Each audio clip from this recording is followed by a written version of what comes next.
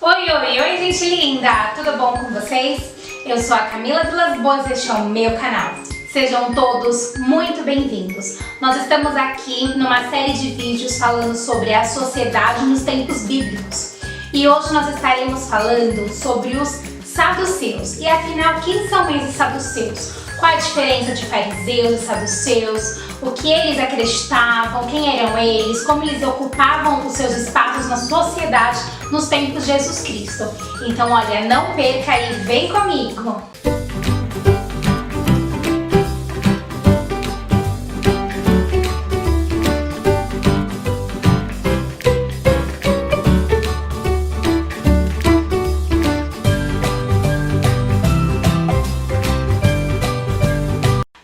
Antes, não se esqueça de se inscrever aqui embaixo, dar o seu joinha e ativar o sininho para receber as notificações dos vídeos novos no canal. Bom, estaremos falando sobre os saduceus.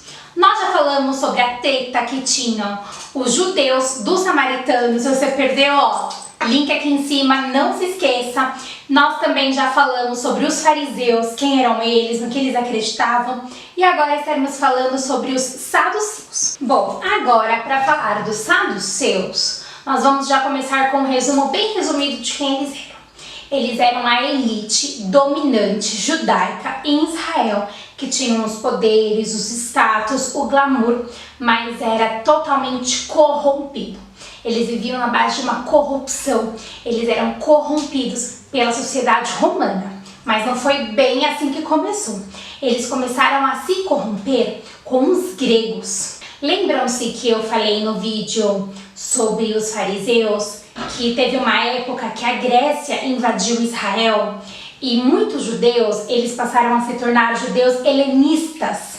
O que significa? Judeus que aderiram à cultura grego para dentro deles, dentro da casa, dentro da cultura, da maneira de se vestir, da maneira de falar, e eles colocaram muito essa cultura dentro de si. Então, os saduceus, eles decidiram se contaminar com esse helenismo, eles decidiram se contaminar com a cultura grega. E através dessa, assim, mistura com a cultura judaica, com a cultura grega, eles se separaram meio que do povo, onde os fariseus viraram um grupo separados e os saduceus viraram outro grupos. Só que como tinham muito sacerdote entre eles, eles decidiram ser um sacerdócio corrompido. Então, em troca de até mesmo alcançarem o sumo sacerdócio, eles viviam em acordo com os governadores, com os imperadores, com quem estava dominando o império no momento.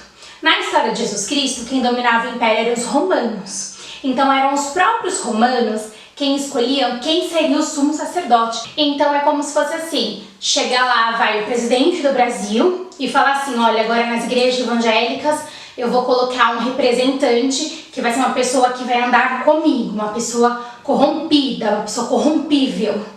Então eu vou colocar essa pessoa lá e de certa maneira ela vai acabar influenciando a comunidade lá religiosa a qual ele está. Vai começar a corromper com as doutrinas, com aquilo que eu quero que seja meio que induzido dentro daquela sociedade. Lá somos uma sociedade religiosa, digamos assim. Então era mais ou menos isso que acontecia. E um parênteses, existiam as sinagogas naquele tempo. Então não era só o templo que existia, o templo de Herodes. Tinha também as sinagogas. Essas sinagogas, quem cuidava eram os fariseus. Aí eu já volto novamente, assistam os vídeos dos fariseus, porque esse vídeo está totalmente ligado com o vídeo do fariseu. Então é bem importante que você assista a ele. Então as sinagogas, quem cuidava eram os fariseus. Então os saduceus, eles não interferiam diretamente nas sinagogas, mas interferiam no templo. Mas nem todos os sacerdotes eram saduceus. Tinham sacerdotes que eram fariseus, e tinha sacerdotes que nem se misturavam, nem com um nem com o outro. Aí lá vai uma história que também a gente fez aqui no vídeo, sobre João Batista. Os pais de João Batista eram sacerdotes, né? O pai dele era sacerdote, a família dele era uma família sacerdotal. E não eram nem saduceus nem fariseus. Foi um grupo de sacerdotes que decidiram não se contaminar e nem escolherem um lado, nem os fariseus nem os saduceus, decidiram viver da sua maneira. Então, os saduceus eram sacerdotes corrompíveis, os que ficavam lá do lado dos romanos, enquanto os fariseus decidiram se separar de tudo aquilo que era helenismo, que veio da Grécia, de tudo aquilo que tinha relação com os romanos. Os saduceus, então, eram a representação dos judeus para os romanos. Então, para o mundo internacional, para as relações romanas e de quem estava dominando lá o império naquele momento, eram os saduceus que faziam essa representatividade. Então eu volto lá para a história para exemplificar um pouco melhor. Então vamos supor que tem um presidente, esse presidente ele elegeu quem seriam os representantes religiosos do Brasil. Então quando fosse tratar sobre o Brasil, para os Estados Unidos, para Israel, para a Argentina, para qualquer país, quem vai falar como são os brasileiros, como são os cristãos, como nós vivemos, serão esses representantes. Então a gente vê que também não é tão confiável assim, porque eles não eram pessoas que andavam com o povo, que realmente assim se compadeciam do sofrimento do povo e queriam o melhor, não. O que eles se importavam eram com as vantagens que eles acabariam tendo, que é exatamente o que acontece quando a gente vê a questão da corrupção. Vamos supor, na política, a gente vê que, por exemplo, as pessoas que se envolvem com corrupção, elas não estão se importando com as crianças na escola, com a saúde nos hospitais, com o povo, com aquele que é empresário, com aquele que é o mais necessitado. Não tá pensando em ninguém, tá pensando em si próprio. E era assim que os saduceus, eles viviam. Ou seja, os saduceus, eles estavam ligados à política diretamente. Então, diretamente, eles estavam ali ligados com os romanos, com os interesses políticos da sociedade que viviam. Então, até mesmo a intenção de matar Jesus, de prender Jesus, era uma ação política, de certa maneira, para acabar com todo o tumulto que estava tendo. Em todas as passagens a qual Jesus refere a saduceus, ele faz críticas muito fortes e severas, de repreensões assim, muito graves e fortes, porque eles estavam representando os judeus sem serem realmente uma representatividade, apenas por interesses próprios através dessa corrupção. Então eles administravam a Judéia, que é onde vivia Jerusalém. Eles eram representantes do Sinédrio. O Sinédrio era como um conselho da sociedade judaica. Quando a gente pensa num conselho, a gente pensa em representantes diferentes para terem as diferentes falas, linguagens e pensamentos. Mas o Sinédrio não era assim. Os representantes desse Sinédrio eram os saduceus e os fariseus. Mas uma grande porcentagem, a maioria, eram os saduceus. Alguns fariseus e o sumo sacerdote sempre eram os saduceus. Inclusive, entre eles decidiam quem seria o sumo sacerdote. Entrando no agrado do imperador, ele colocava. Então, assim, o imperador ele tirava e colocava os sacerdotes, o sumo sacerdote o tempo todo. Então aí, tipo, não faz treta aí com o imperador não, viu? Porque senão o seu posto de sumo sacerdote vai embora rapidinho e ele põe outro no lugar. Então, para a gente frisar bem tudo que foi falado até agora sobre os saduceus, eles vieram dos helenistas. Então, eles são sucessores posteriores a esse helenismo, a essa inserção cultural dos gregos na sociedade judaica. Então, o helenismo é isso, é essa cultura grega, que lá em volta lá de 175, mais ou menos, antes de Cristo, nesse período de silêncio que teve aqui na Bíblia, né, a separação entre Malaquias e Mateus, foram 400 anos, e nesse período teve um tempo que foi dominado pelos gregos. Então, toda essa cultura helenista, ela foi influenciada por alguns sacerdotes que são os saduceus. Então, os saduceus é a sucessão direta desse helenismo, dos helenistas, dos judeus helenistas que viveram naquela época que foi influenciado pelos gregos. Que foi exatamente nesse período que teve essa corrupção do sacerdócio, onde os sacerdócios passaram a ser um cargo escolhido pelos imperadores por causa da corrupção que teve no sumo sacerdócio.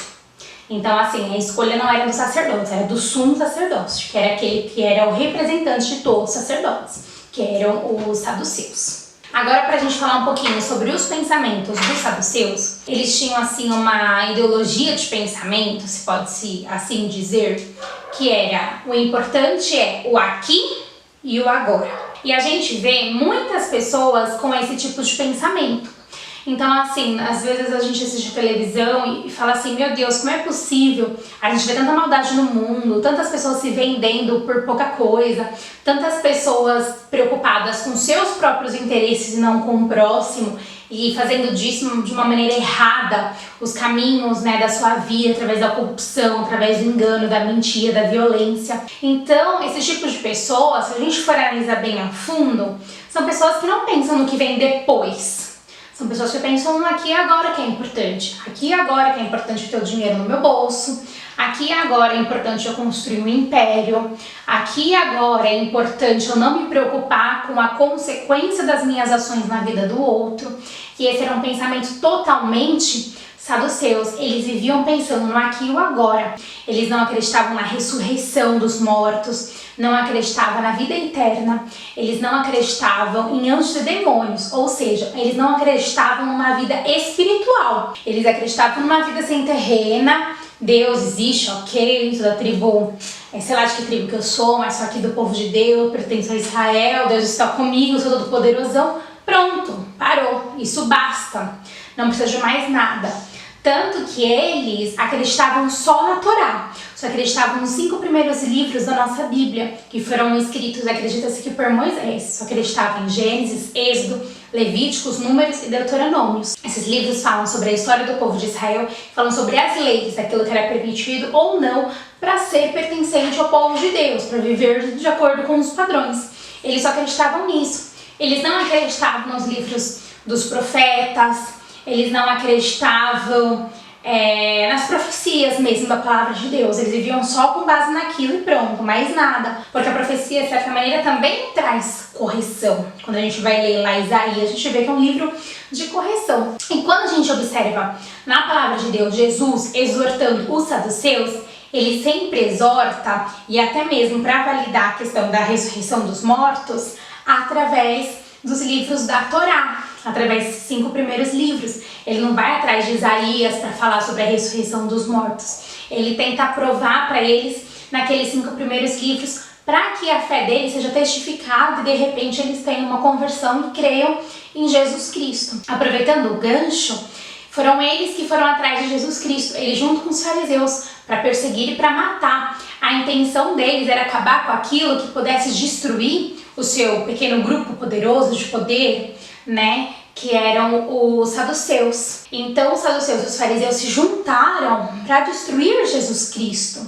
Eles até mesmo, os saduceus, tinham seu próprio exército, já que eles eram pessoas políticas poderosas, né, com poder, com influência. Eles tinham até mesmo seu próprio exército, que foram eles que foram até Jesus Cristo no Getsemane para prender Jesus. Era o exército dos saduceus. Então a gente vê eles como um grupo muito conservador, por causa dessa crença que eles tinham apenas nos livros da Torá. Aqui em João 11, 25, 26, o próprio Jesus Cristo, ele fala assim: eu sou a ressurreição e a vida. Quem crê em mim, ainda que morra, viverá. E todo que vive e crê em mim, não morrerá eternamente. Você crê nisto? Jesus pergunta para Marta, mas ele pode estar perguntando para você agora. Você acredita nisto? Você acredita que Jesus Cristo tem um plano de uma eternidade com Ele? Para isso basta apenas você crer em Jesus Cristo. Você aceitar Ele como Senhor e Salvador da sua vida. É uma oração simples, onde você se entrega de uma maneira sem medidas para Deus, para Ele fazer o que quiser na sua vida, na sua família, para Ele mexer no seu coração, na sua alma e te sarar. Independente de qualquer coisa que você tenha acreditado ou feito no passado, sempre há uma oportunidade para você mudar de vida, que através de Jesus Cristo, Ele traz esse renovo na nossa vida de uma maneira muito sobrenatural. Isso é muito forte, porque Ele dá uma oportunidade para a gente viver uma vida diferente e alcançar a eternidade com Ele. A gente não pode agir de uma maneira errônea, como os saduceus viveram. O importante é aqui e agora. O importante é ter o meu salário no final do mês. O importante é eu conseguir aquilo que eu quero para minha vida, para os meus filhos. O importante é o agora. Eu não preciso pensar em nada, não preciso buscar Deus, não preciso orar, não preciso ler a Bíblia, não preciso meditar na palavra de Deus. O importante é aqui e agora. Acordei, passei, fui na academia, fui no parque, assisti as minhas séries do Netflix, cuidei dos meus filhos, minha vida tá em paz, tá tranquila, tô recebendo o salário. Então pronto, não preciso de mais nada, tá tudo ótimo na minha vida. Não, a gente pode sair daquilo que nos traz comodidade, que que, por exemplo, aqui e agora, que é o que importa, isso às vezes traz comodidade para nossas vidas e a gente tem que se desafiar a conhecer mais a Deus. E agora, para finalizar a mensagem de hoje, falando sobre os saduceus, a palavra está aqui em 2 Coríntios 4, do capítulo 17, no capítulo 4 ao versículo 17 e 18. Essa passagem, ela fala sobre viver pela fé e crer em Jesus Cristo, crer que Ele é o nosso Salvador, crer numa vida eterna. Tem um vídeo aqui no canal que fala sobre o plano da salvação, vai estar aqui no card, na descrição, falando sobre esse vídeo, que é um vídeo que faz você entender o plano perfeito de Jesus Cristo ter vindo a esse mundo para nos dar a salvação, a vida eterna. E aqui fala, né, que isso a gente também só pode alcançar por meio da fé, porque a nossa leve e momentânea tribulação produz para nós um eterno peso de glória, acima de toda comparação, na medida que não olhamos para as coisas que vêm, mas para as coisas que não se veem, porque as coisas que se veem são temporais, mas as que não se veem são eternas. Essa passagem, ela faz uma ruptura naquilo que os saduceus eles acreditavam. Aqui e agora é o importante? Não. O importante é aquilo que não se vê, porque tudo que a gente está vendo hoje, a nossa família, os nossos bens, o lugar que a gente vive, o lugar que a gente trabalha, as pessoas que estão à nossa volta, tudo isso é temporal. Isso vai passar, isso vai embora. Mas aquilo que a gente não vê, que é aquele tempo que a gente gasta conhecendo a Deus e buscando aquilo que é santo, aquilo que é verdadeiro, aquilo que é eterno, isso sim é o que importa nas nossas vidas, essa eternidade, aquilo que não se vê. Quando você está lá no seu quarto orando, ninguém está vendo, mas aquilo é eterno. Quando você está lá buscando a palavra de Deus, sentir Deus no seu coração, conhecê-lo, isso é eterno. Quando você está assistindo um vídeo que nem esse, outros vídeos no YouTube, que só estão para agregar a tua vida com Deus, isso é eterno. E você gasta tempo naquilo que não se vê, num Deus que é eterno, que com certeza aqui como tá falando, né? As coisas que não se veem são eternas. Então vamos buscar aquela eternidade, a eternidade que Deus nos prometeu através da salvação por meio de Jesus Cristo. Então essa é a mensagem do vídeo de hoje. Espero que você aprenda um pouco sobre os saduceus e aquilo que a gente não deveria ser, né? Aquilo que a gente tem que tirar das nossas vidas, dos nossos corações, para a gente ter uma vida eterna com Cristo. Então foi isso aí, um grande beijo, ó. Fui!